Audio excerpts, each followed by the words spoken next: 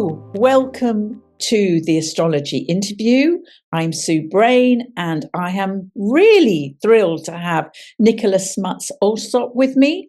Now, Nicola specialises in fertility astrology, which has always been a fascination for me because my nephew is a test tube baby. He's now 40, so he was one of the first test tube babies. Obviously, his parents didn't have fertility astrology, but I've always been really interested in this whole area. And also, Nicola works in Bath, Cape Town, and also she's building a house in Greece and works all over the world on Zoom. So, Nicola, welcome to the Astrology Interview. As I said, I'm so interested in this whole area and how it's absolutely taken off since Louise Brown was born. 43 years ago now, is she? I think somewhere there, yeah. 17. Yeah. So just tell me how you got interested in all of this. It's like, I mean, the one thing that I'm always, we tend to think when we reflect on our lives, I've been doing this for 20 years now, how did it happen that you fall into something as niche as fertility astrology when actually it wasn't even a branch of anything? We didn't even have like a strong kind of medical astrology branch in those days. But I learned my astrology in the flesh because it was before the age of the internet. And we used to meet in a room that was actually where antenatal clinics used to be held. So literally all the pregnant ladies with their big fat tummies used to walk out, and we used to walk in and sit down and start learning astrology with pictures of, babies around us all the time. So it's not surprising maybe that that's where I landed up. But it kind of came to me as opposed to me looking for it, in that I had, when I started I hadn't even started practicing. Had been studying for 2 years at the Rod Suskin's School of Astrology, and after, I suppose, about a year and a half, somebody met me at a cocktail party, and they were very interested in what I was doing.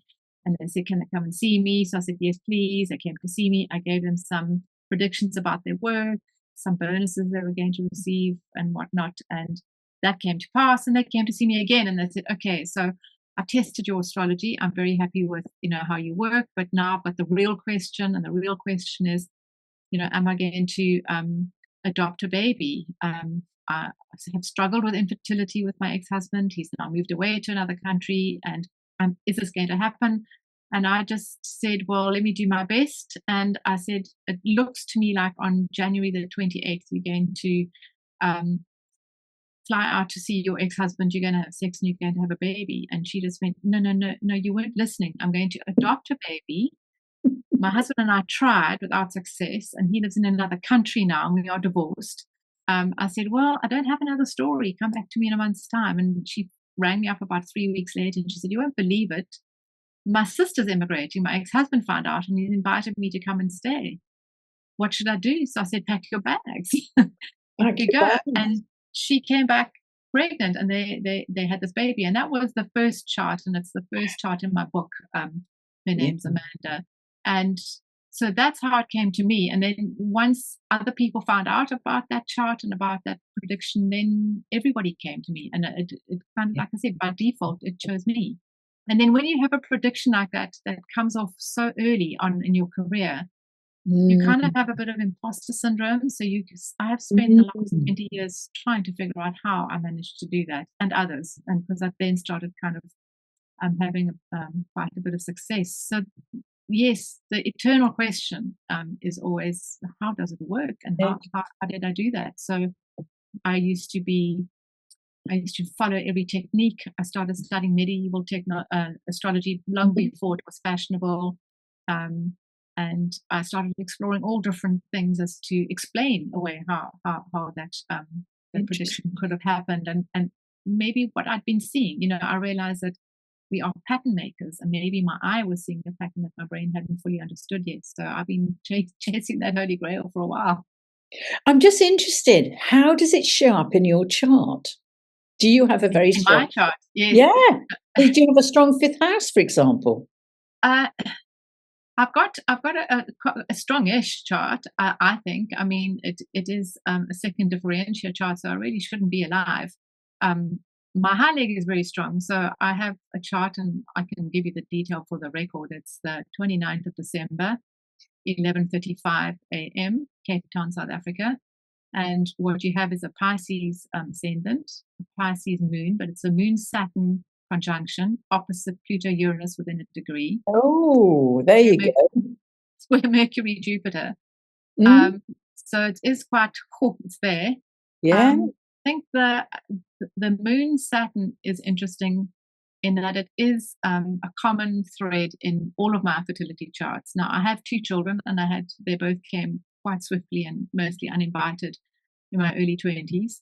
And then I divorced and I remarried again, and then I had fertility issues then. I was already an astrologer then, and I could already see how I wasn't maybe going to be successful, but that didn't deter me from wanting to go through the process of IVF so that I could understand the symbolism and how to do the astrological workings of, all of that. So I was up for that. So my chart shows a bit of both, because fertility is not static. So sometimes you are fertile when you're younger, sometimes you are less fertile when you're older, and it's also you are fertile with different people.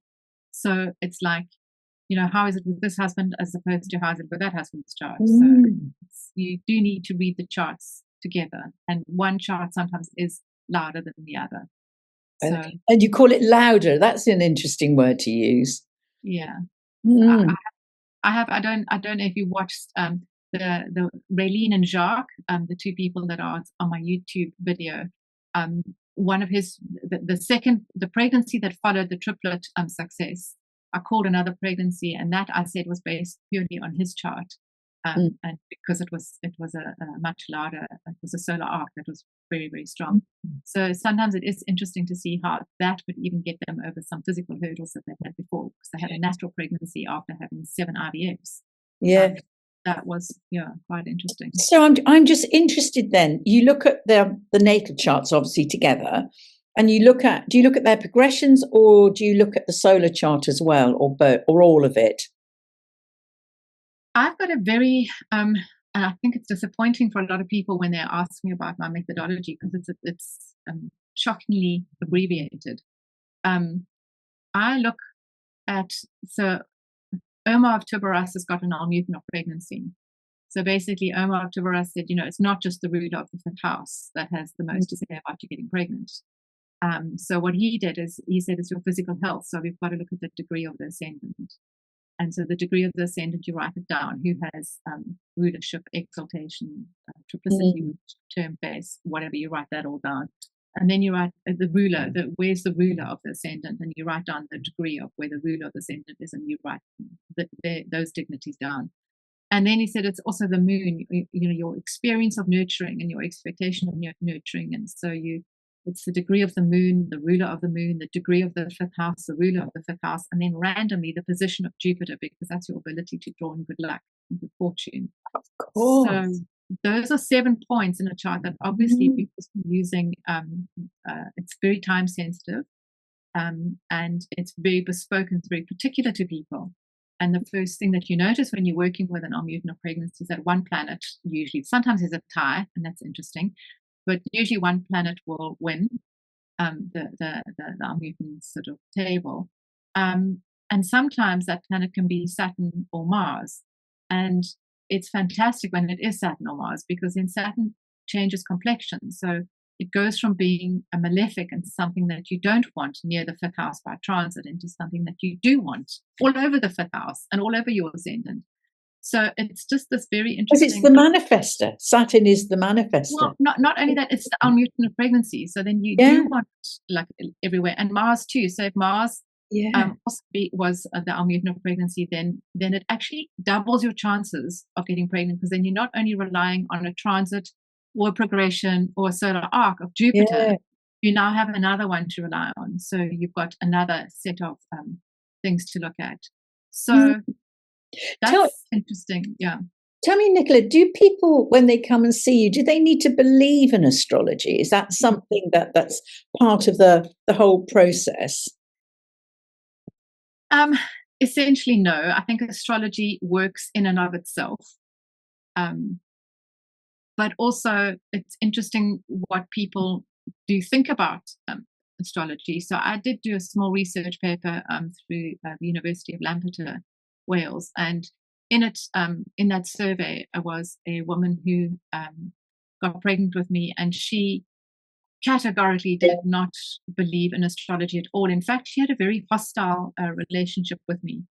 And it was it's a marvelous piece of study, that paper, because it shows how she was so traumatized by this trying to get pregnant, that she kind of, her attitude was, I'm going to try absolutely everything, and I'm going to try that astrologer so that I can just tick it off the list as I've now tried everything. So there was no like, I believe in astrology, I think it might help me. It's going to go, I'm going to do everything and just throw the book at it. Mm-hmm. And then she described how she felt antagonistic towards me in the interview, and how she thought, and I quoted her, that I was talking absolute bollocks. And she also said that I was, she thought I was a charlatan peddling all sorts of false insights. And I was just remarkably blunt and direct with her, and my normal sort of hardcore Capricorn self. And she landed up in Cape Town, and what happened was that I was in Cape Town at the same time, and she had to go to Cape Town to get her embryo. She had an embryo waiting there. And while she was there, the cycle collapsed, and she kind of rang me up and shouted at me saying, you see, you didn't see this happen. And, this is, and I said, stay where you are. I know the restaurant that you're at. I'm coming to see you now. And I sat with her with my laptop, and I opened my laptop, and I said, right. I said, we are basing this off. Venus is your on-mutant of pregnancy, and it is conjuncting your sun by solar arc.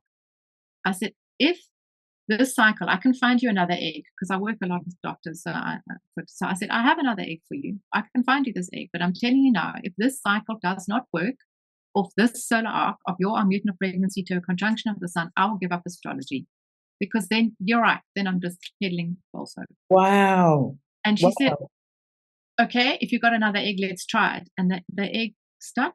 She has a lovely daughter, and she has been interviewed, and she often says, I'm the worst person to interview, because I honestly thought that she was talking rubbish. I don't know what to think about astrology now, but here we have it. Isn't that interesting?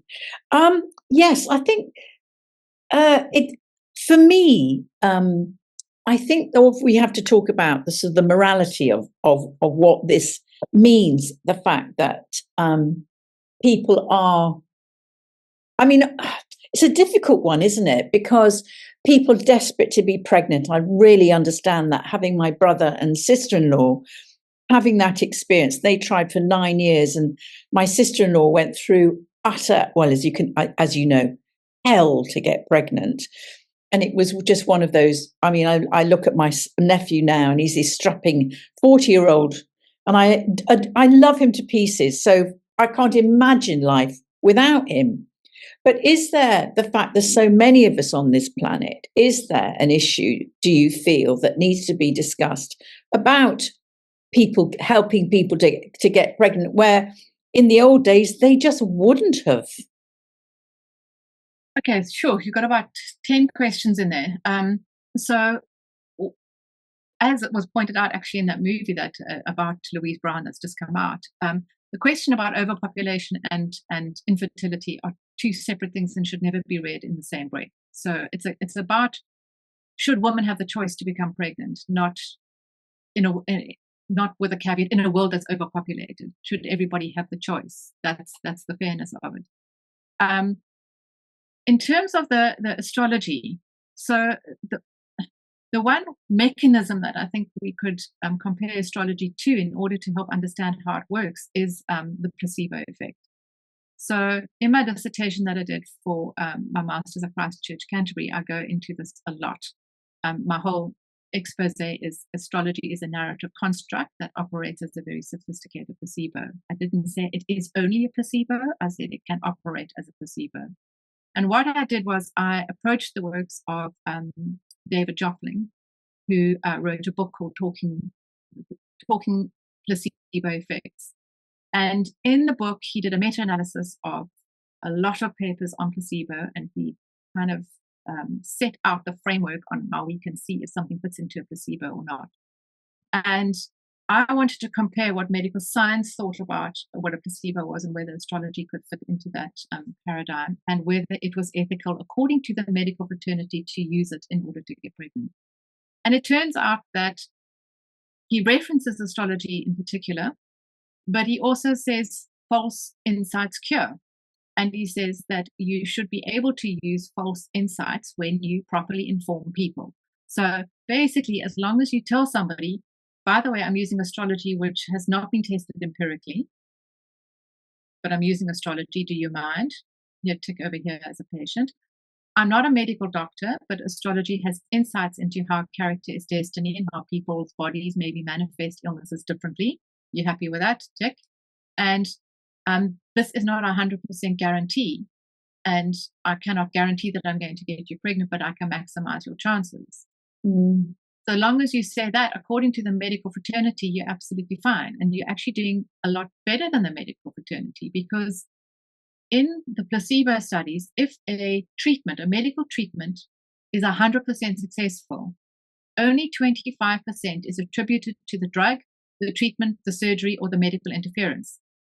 75% of the success of every medical outcome or treatment is attributed to some form of placebo effect. So Daniel Merman describes a placebo effect as the meaning response. And that's when I went, that's where we fit in. We create a meaning response for our people when we talk to them. And we constitute them or situate them in a story, and we take them on a journey which can transform the way that they feel about themselves and the way that they feel about their confidence in becoming parents, all sorts of things. So I'm careful about my language when I'm talking to people, but the broader we keep language, the more we can create, a safer, softer place for people to come to certain realizations. So, for instance, when somebody has like a Moon Saturn hard aspect, which is a very common infertility signature, I often say to people, you carry with you the narrative of not enough.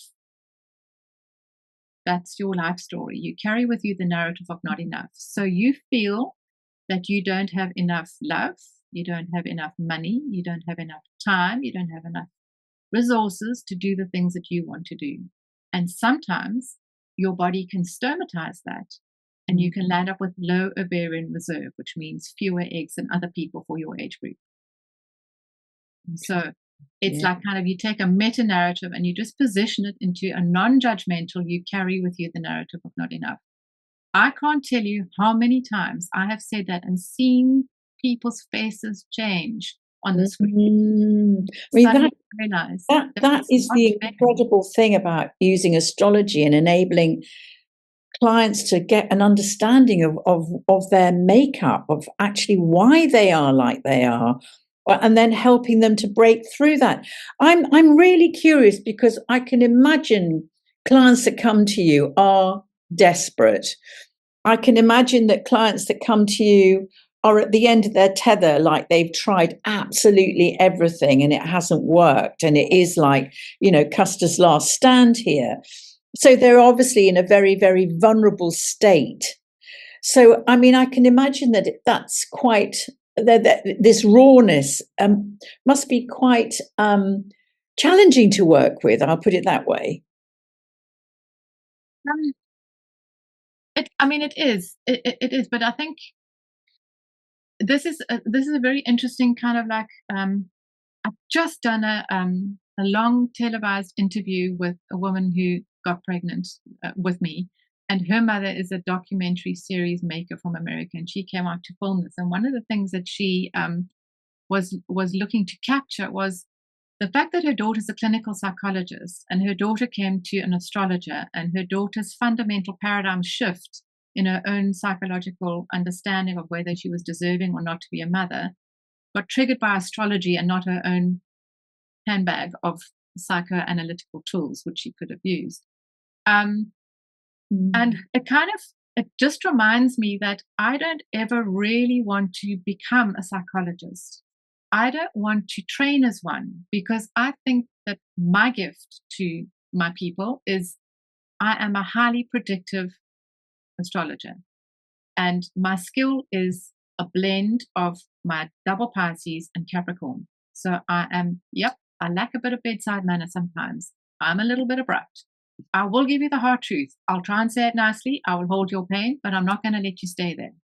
Because basically, I've got a challenge set to my Capricorn, which is let me get you pregnant with as few treatments as possible. Let me get you the connections to the right doctors.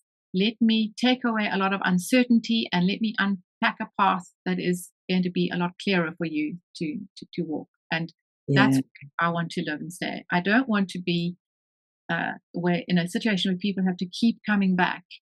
Like you tend to have with psychological astrologers, where there is an ongoing relationship. My skill is not that. That's not where my expertise is. Yeah, and that's a very different manner, isn't it, from a doctor who doesn't have that insight into who they are. Well, why would they if they haven't seen their astrology chart and doesn't understand astrology? To sort of turn around to somebody and say, that you're experiencing, you've come through carrying a feeling of lack, and then explaining it to them, and then this, oh yes, I get it. But so doctors are not allowed to do that. Doctors are not allowed to veer into any of that territory, and doctors only have 10 minutes. They've got 10 to 10 minutes. Yeah. Whereas astrologers, because we have no regulatory body, where we like. So, Nicola, do you work with the moon cycle? Is that the kind of the key to it, or is it just looking at the whole chart, all the charts as you were talking about, and pinpointing it? Because I read in something that you were writing that the moon cycle is important. So moon cycles are tricky because they're so fast. So you can't say, oh, today's a good day to get pregnant. When you're struggling with infertility, that's not practical. So women have to be given like a really large certain window of opportunity, so that they can either get their hormones ready, take medication in order to stimulate a lot of eggs to have them retrieved, or to in fact have the embryo planted back in. So that means that you can't narrow it down to a day or even a week, because of embryology clinics might not be open.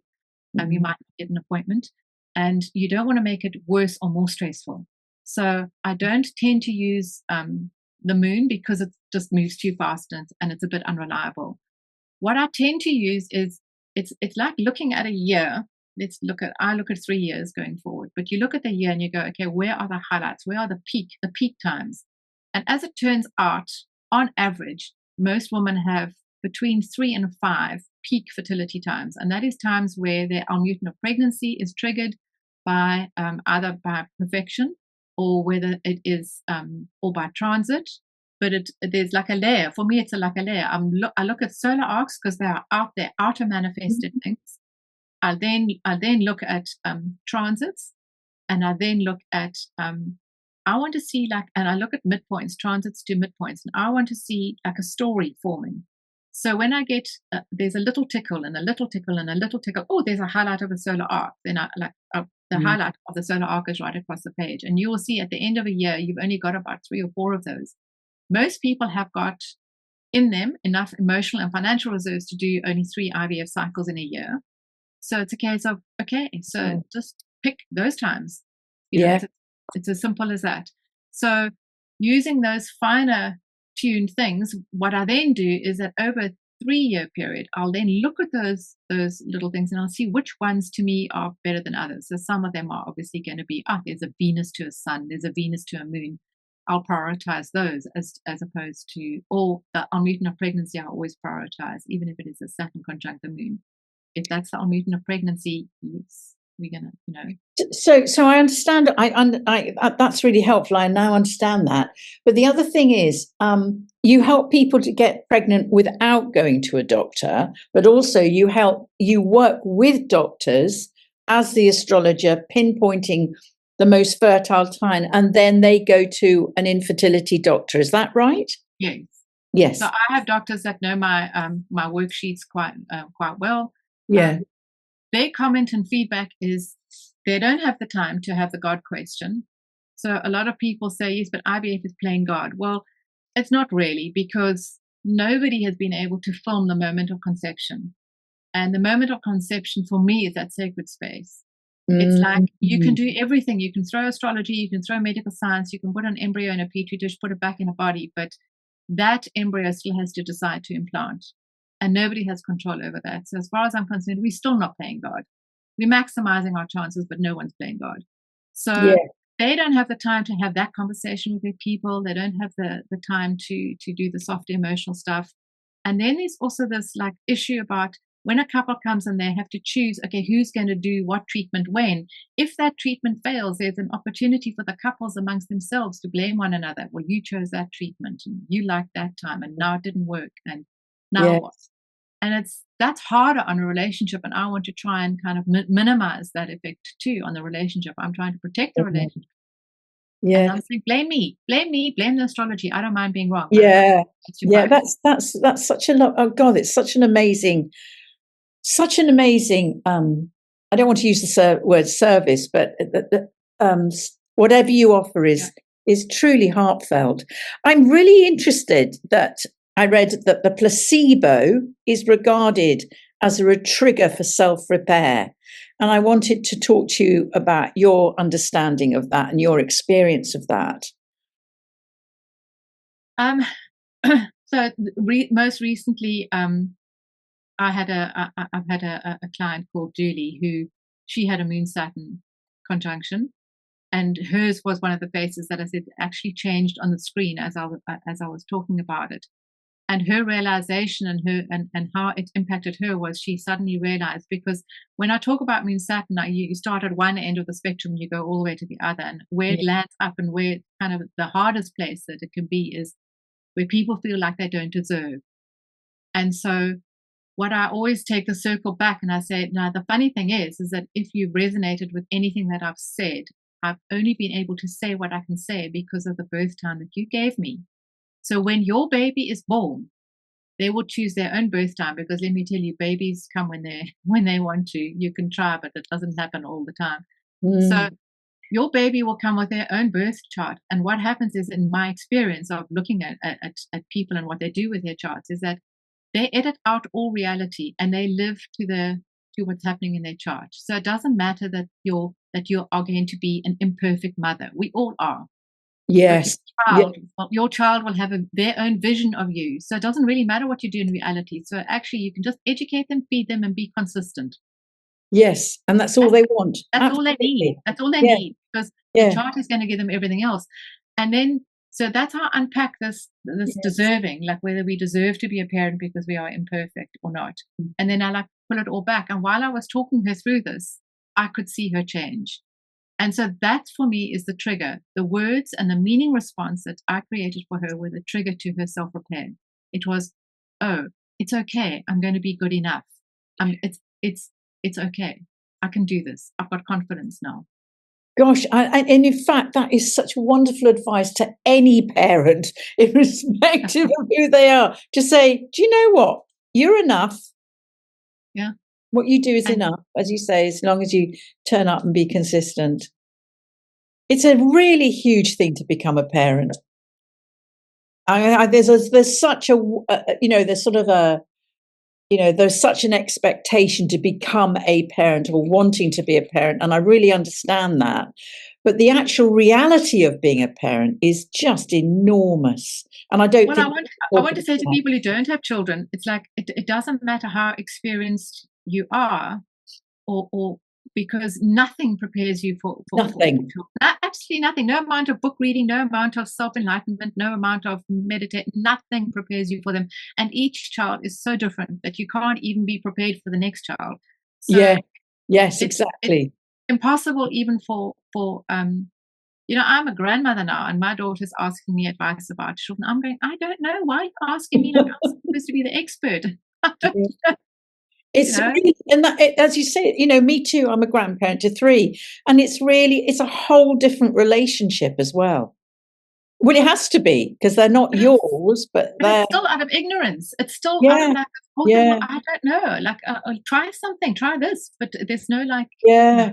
And these little beings will, as you say, they will be unfolding in their own way. And I'd often say to parents, if you want to know who's in the household, get their charts done. It gives you a chance to understand who they are and how to look after them, or how to relate to them, actually. I think that's how to appeal to their inner toddler. Yes. How to build, the toddler. Oh my God, absolutely. So there's another question I wanted to ask you. Do you work with donor eggs, or do you work only with the person's own eggs? I work with all different kinds of people. So I work with people who are not trying IVF and who want to try and have normal sexual intercourse to have children. So I assist them, because also, even if you're like in middle 30s, to have sex every night is exhausting. And it's going to damage your relationship at some point. So what I try and do is kind of like manage the expectation around that. And so we are highlighting so we have sometimes 3 months where it's downtime and you don't have to have sex or even think about it. And then in these like months, okay, focus here and focus here. So we're not actually in a perpetual trying mode. The other thing is that, so some people, depending on what the problems or the issues are, so some people need donor egg. Sometimes I can see that in a chart. I can see people who are more likely than others to have damage to chromosomal integrity issues with eggs. So then you might say, okay, you're going to need donor eggs. Some people, you can see that the sperm the morphology is not great, which often leads to sperm defragmentation and issues with embryo development. So you tailor, the astrology is kind of the same. That astrology can diagnose the issue, but the timing is kind of more or less the same. And you just want to have them doing the best kind of treatment for them. So, for instance, I see that somebody's mutant of pregnancy is conjunct Uranus and a hard aspect to Saturn. I'm going to say, you know what, you're going to need IVF, because Uranus is an IVF planet. So when the mutant is in such a close proximity to that, you need IVF. So you can try natural reproduction, but you must know that you are asking for a miracle. So that's the first thing, to kind of contextualize and manage their expectation. Then you say, plus your eggs don't look that fabulous. So what I would do is I would only try 3 rounds of IVF. And on the 3rd round, I would definitely be having pre-genetic testing, because you don't want to go into the next year of paying for IVF without knowing whether your eggs are chromosomally intact or not. So it's about managing. Not everybody wants to rush off to donor eggs. So I get it. You might want to just try a few times with your own, but you just need to be constantly encouraging them to the best course of treatment for them, which requires me to be in constant touch with doctors to find out what treatments they're offering, what's new, what isn't, to be medically on top of the statistical kind of like probabilities, because people ask me a lot of probability questions. Fortunately, because it's my area of interest and whatever, I'm able to kind of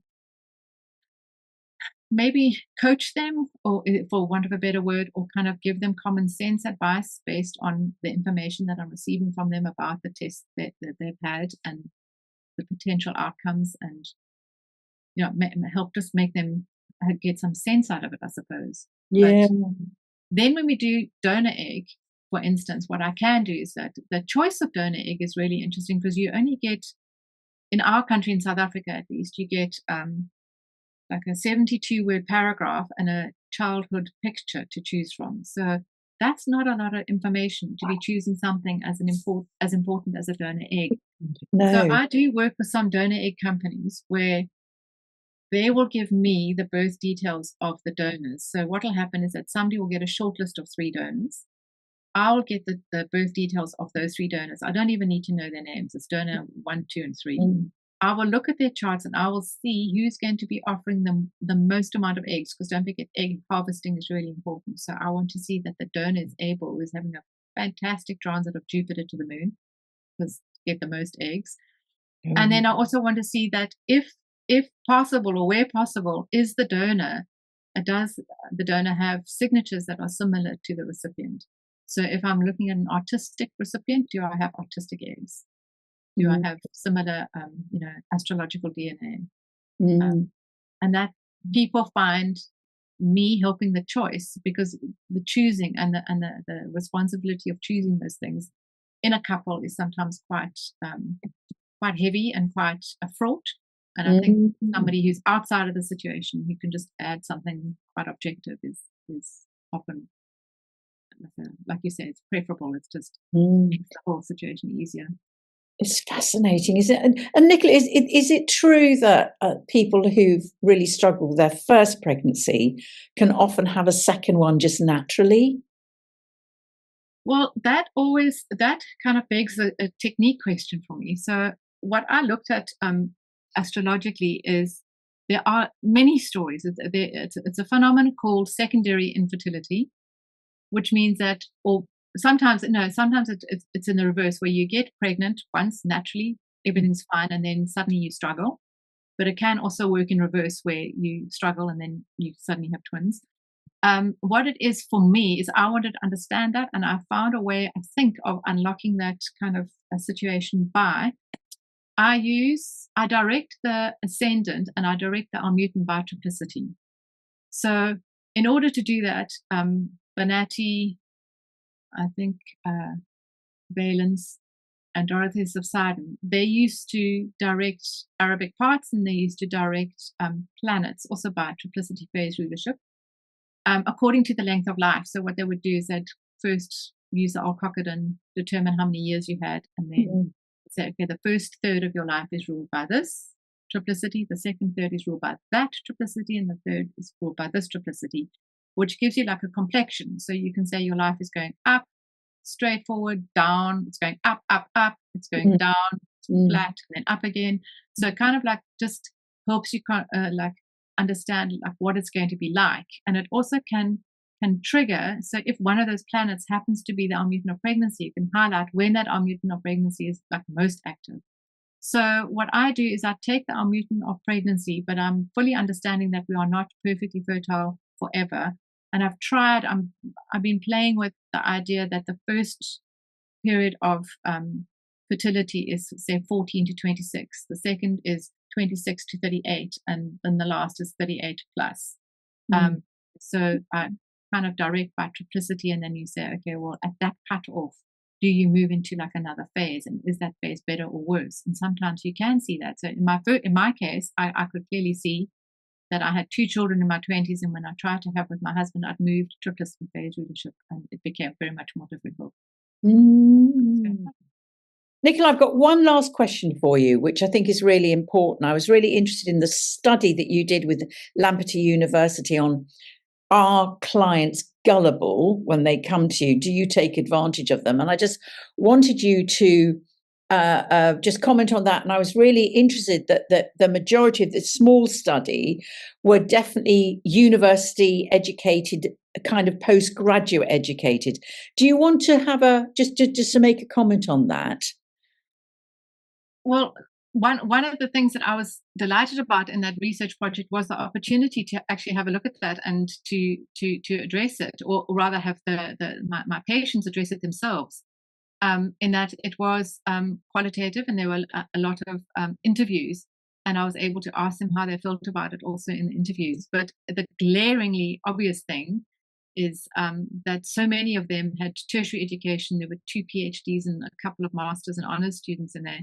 So, the main thrust of criticism that I get is that I take advantage of weak and gullible. And clearly my sample group, that was small, were all highly educated.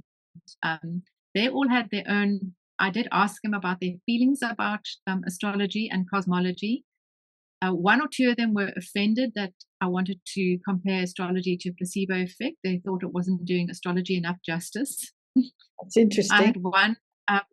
I had one engineer, civil engineer, who felt that I wasn't He Shui or voodoo enough. He expected a little bit more incense and magic. He was a bit disappointed that I went a little bit normal.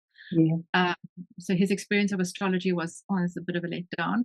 But still, he was very grateful for he called it that I gave him a roadmap, and he was very grateful for the road. And the other woman didn't believe in astrology at all and thought I was a charlatan, and yet it worked for her.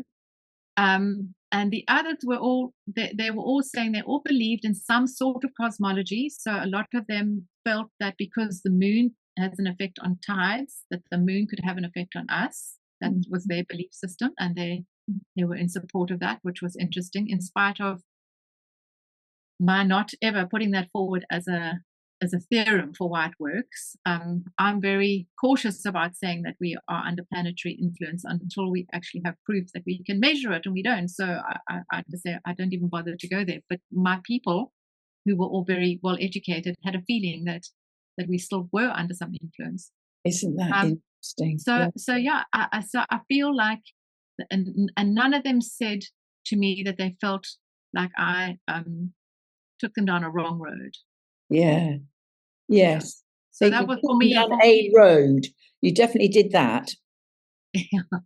But for me, for my own sort of personal kind of like, editing and kind of self-reflection, it was good to see that.